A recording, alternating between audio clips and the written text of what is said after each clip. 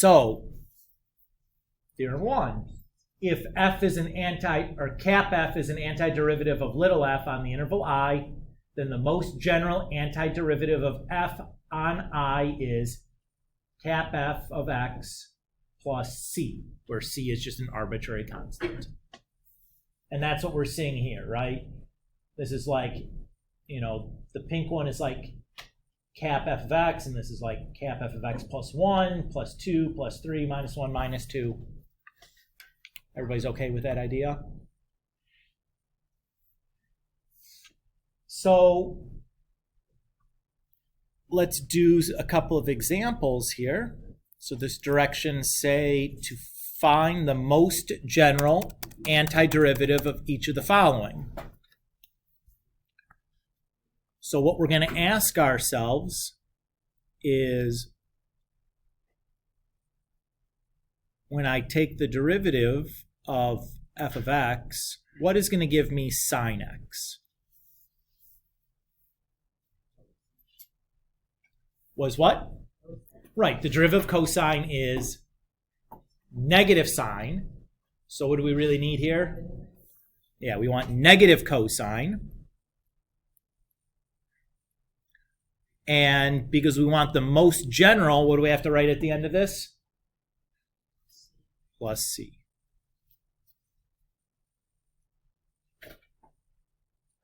So again, here we want to ask ourselves, okay, what, when I take the derivative, gives me 1 over x? Natural log of x. So that should be the natural log of x. And since I want it most general, it should be plus c.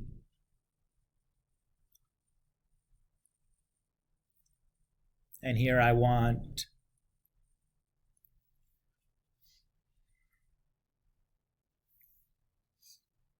the derivative to be x to the n.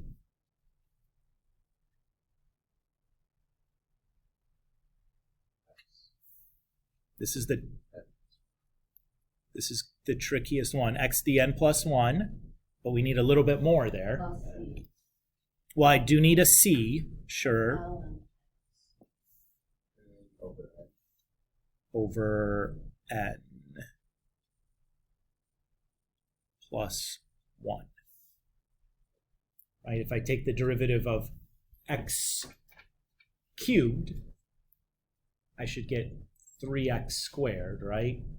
So I have to divide the 3 back.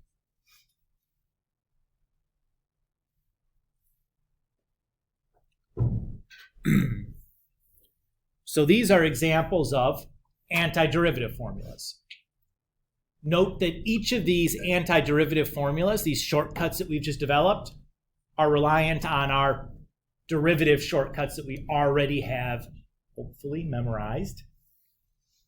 So I've collected our most common ones here into a table.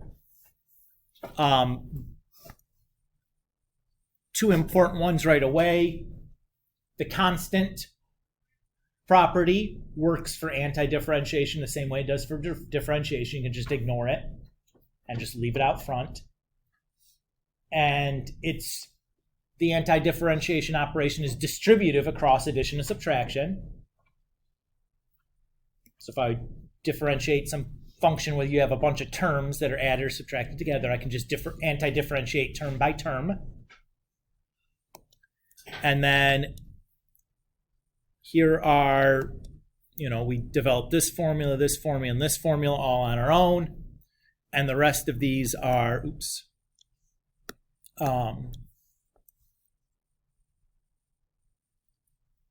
just backwards versions of the differentiation formulas that we already hopefully still have memorized, right? Okay. So let's practice this a little bit more.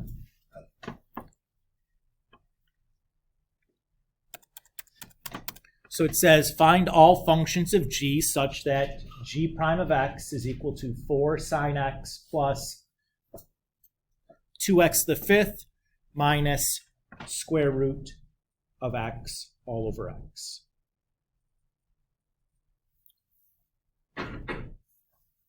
before I start, what would I want to do?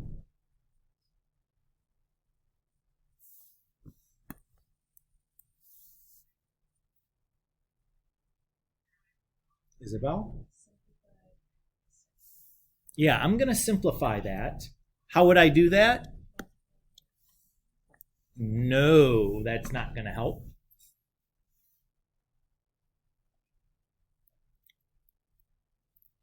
What's the part that's going to be problematic in doing the antiderivative of that second part?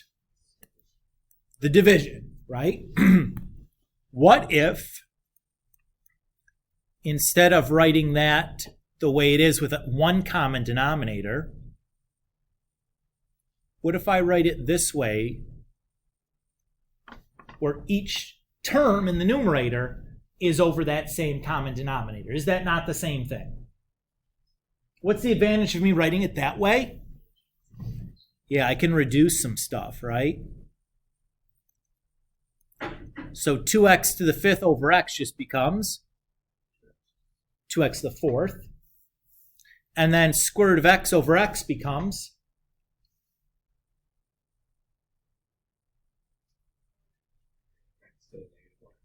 x to the negative 1/2. Very good. Because remember, the square root of x is x to the 1/2. And then we subtract exponents when we reduce, right? Does that feel good so far? Okay. So now, let's do our antiderivative. I can ignore the 4. What is the antiderivative of sine x? Negative cosine x. And I'm going to ignore the 2. What's the antiderivative of x to the fourth?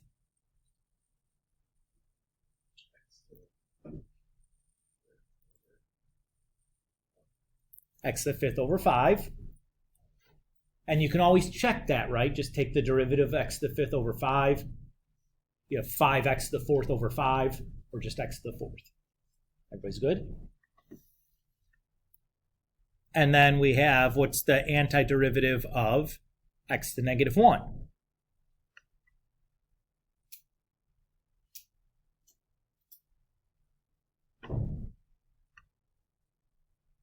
I'm using that same antiderivative rule that I used before. X to the n plus 1 over n plus 1. I can use that rule for any power of x other than 1. Everybody's okay? And then we should have plus c. Now, realistically, I should have gotten like a plus c when I did that one, when I did that one, and when I did that one. But you can just aggregate all the c's together and just c1 plus c2 plus c3 is just going to be c, and just put it all in one spot. Even though, like, you have 4 times c1 and 2 times c2, it doesn't matter. They just all aggregate together, and just we're going to do 1c at the end. Is everybody okay with that? Not too bad, right? Very much just like what we've been doing. We're just using, like the reverse formulas for our differentiation. Let's try this one.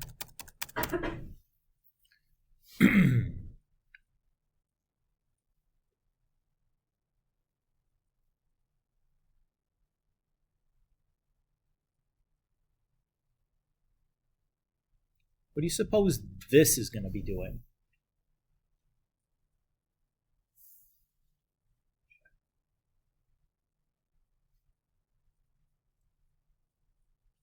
It's going to allow us to solve for c. We're going to be able to find the specific function that satisfies when I plug 0 and I get 2. So I'll be able to find the specific c that allows me to do that. There should only be one. So if I look at this now, we need to do an antiderivative here, right? The antiderivative of e to the x is e to the x. Now, what am I going to do with that second part, though? You can't because there's an exponent. Well, we're not differentiating.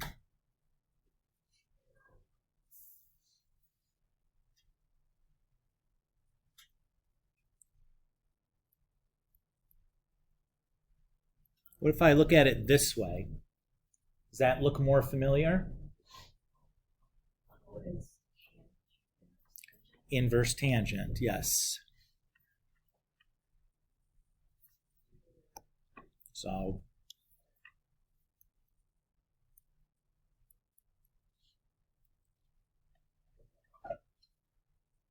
far so good. Now, since f of 0 is -2, I know -2 should equal e to the 0 plus 20 times tan inverse of 0 plus c.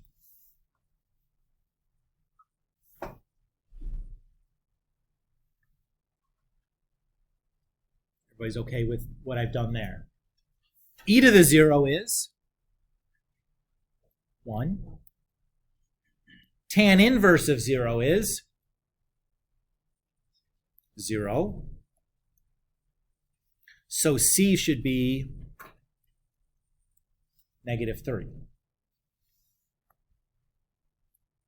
So my final answer here would be e to the x plus 20 tan inverse of x minus 3.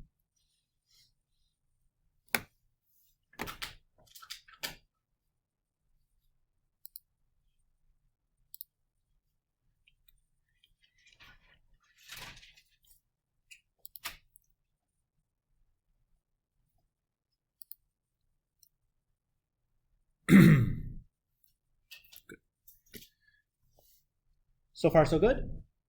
Isabel?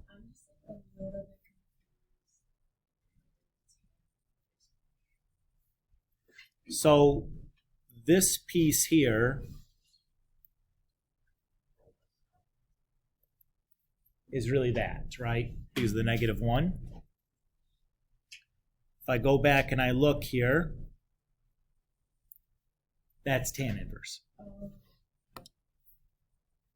Is that good enough? Okay. All right, let's do another one. So here it says find f if the second derivative of f is 12x squared plus 6x minus 4. And we're told f of 0 is 4 and f of 1 is 1.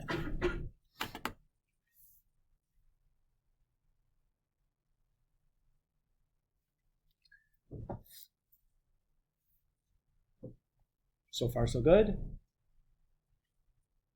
Okay. So let's first start by finding the first derivative. So if I anti-differentiate the second derivative, I get the first derivative, right? So we'll do this piece by piece. What's the antiderivative of x squared?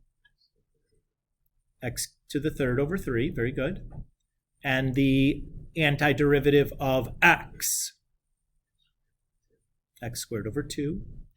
And the antiderivative of 4x. And then we'll plus c. So far, so good? Okay. Can I solve for c right now? No, because I have no information about any points on the first derivative. So let's just do a quick little cleanup here. So 12 divided by 3 is 4. 6 divided by 2 is 3. That's awfully nice. So now I'm going to be looking at this answer and doing the antiderivative of that. Everybody's good with that plan? So the antiderivative of x cubed is x to the 4th over 4. The antiderivative of x squared is x cubed over 3. The antiderivative of x is x squared over 2. The antiderivative of c is cx. And then we have plus a constant. I'm going to use d. Does everybody feel okay here? Okay. I'm going to go ahead and simplify. 4 divided by 4 is just 1. 3 divided by 3 is 1. 4 divided by 2 is 2.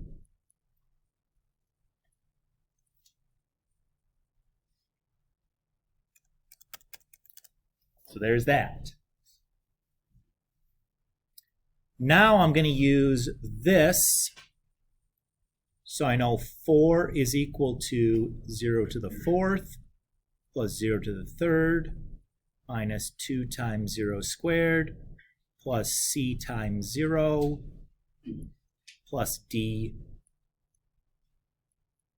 So I know d is 4. Everybody good with that? And then I'm going to use the second part.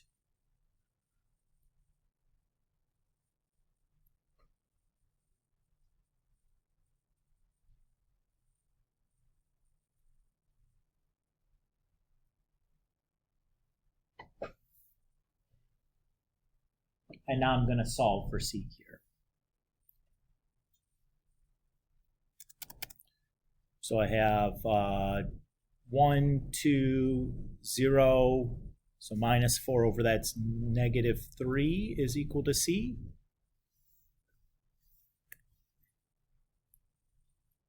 And so my final answer would be x to the 4th plus x cubed minus 2x squared minus 3x plus 4.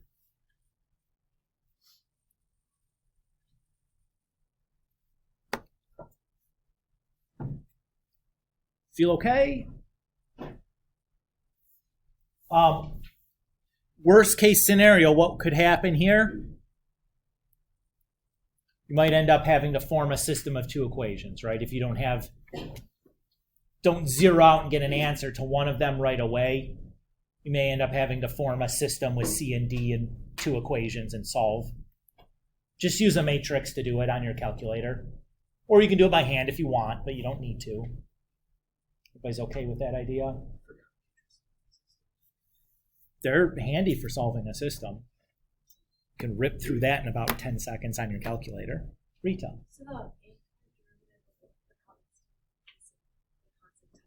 Yes. Because if I took the derivative of cx, I get just c cubed, right? So you can always check them, and usually the checks are really easy because doing the derivative we're pretty good at by now, right? Now, Brooke had mentioned the chain rule. We are going to talk about how to anti-differentiate a chain rule problem and a product rule problem and stuff like that, but that's future. That's actually quite difficult. Right now, if you do your algebra properly in the beginning, like we saw, we had a problem that was kind of hard, and we did some algebra. It's like, oh, okay, there's my easy antiderivative. At this point, should be all things that are just like a single antiderivative. There shouldn't be any chain rule snuck in there that you're trying to differentiate through. You might have to do a little bit of algebra in the beginning to make the problem easier for yourself, but they should be easy antiderivatives for really a full chapter. Okay. The graph of the function f is given in figure 3. Well, I don't care anymore.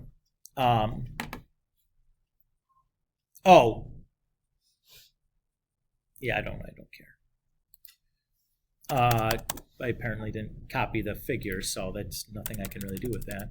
Oh, I'm going to leave it in there, though. All right. This is good. A particle moves in a straight line and has an acceleration given by a of t equals 6t plus 4. Its initial velocity is negative, v of 0 is negative 6 centimeters per second, and its initial displacement, s of 0, is equal to 9 centimeters. Find its position function, s of t.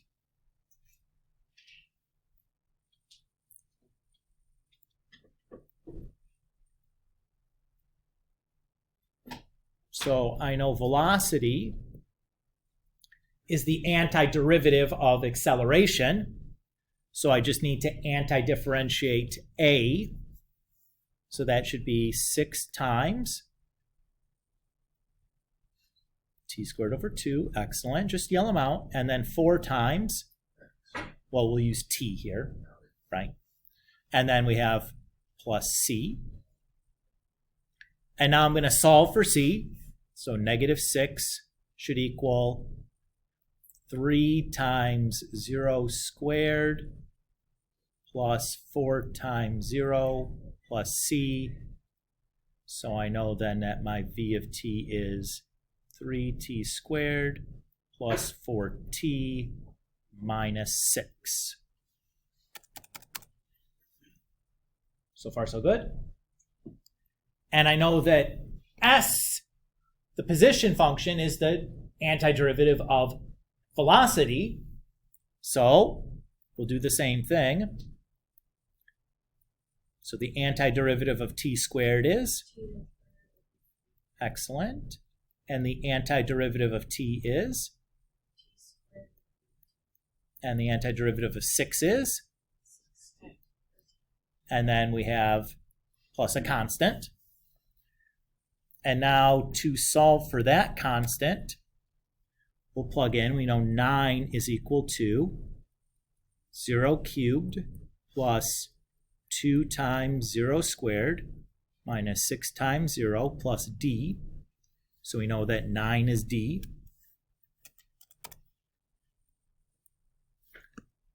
And so we have s of t then is t cubed plus 2t squared minus 6t plus 9.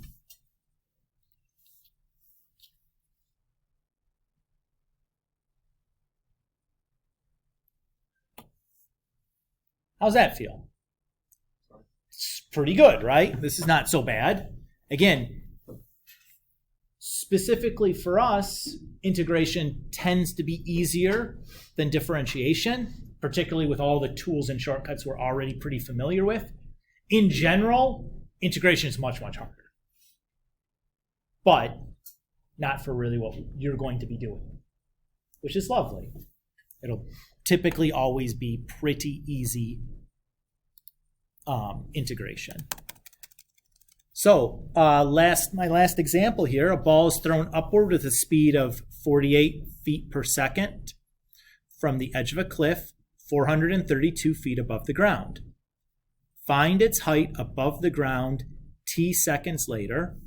When does it reach its maximum height? When does it hit the ground? So this is an awfully complicated problem sounding because we don't have a lot given to us spoon-fed. So let's just start by analyzing and writing down with some symbols what these things are. So a ball is thrown upward with a speed of 48 feet per second. What is that? And what velocity? Initial velocity, right? Everybody's good there? From a cliff from the edge of a cliff, 432 feet above the ground. So what is the 432 feet? That's position, right? And initially, right? Because at time 0, that's where the ball is. 432 feet above the ground. Okay? And to start this problem, we need an acceleration, right? Who's taking physics? What's our acceleration on Earth? That's meters per second squared, though. We're in feet per second. 30-something. It's 32. Yeah. Now, I would give that to you. I would not expect you to come up with that on your own. But we know on the surface of the Earth, or we should say near the surface of the Earth, gravity is about 32 feet per second. We're going to ignore elevation. All right. So we'll do our antiderivative. What's the antiderivative of 32? Well, we'll use t's plus c. And then what does c got to be?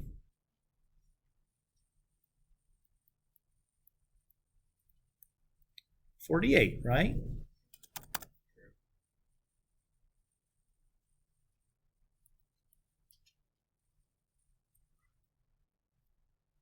And now if we anti-differentiate that, what's the antiderivative of 32?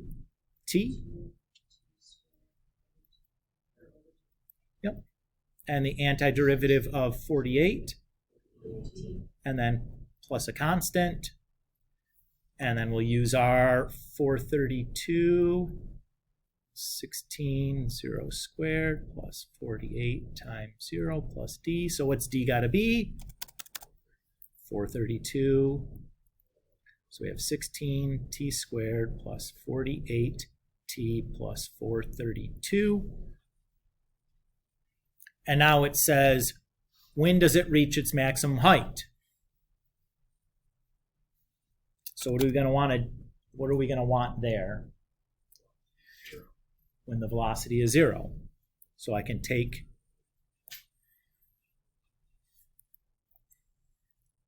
our velocity and set that equal to 0. So when I solve that, I get negative 3 over 2.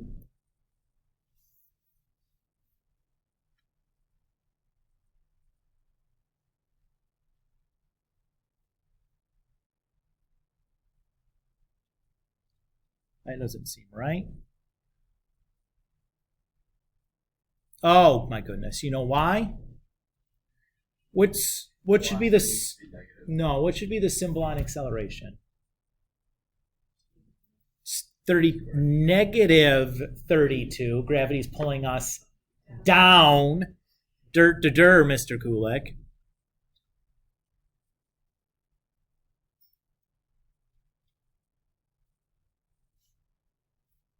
That's better.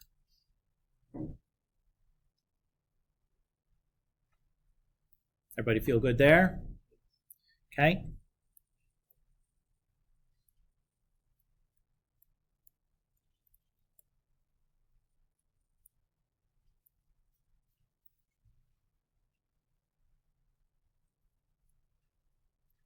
So when it hits the ground, the position should be 0. So now we're just solving a quadratic.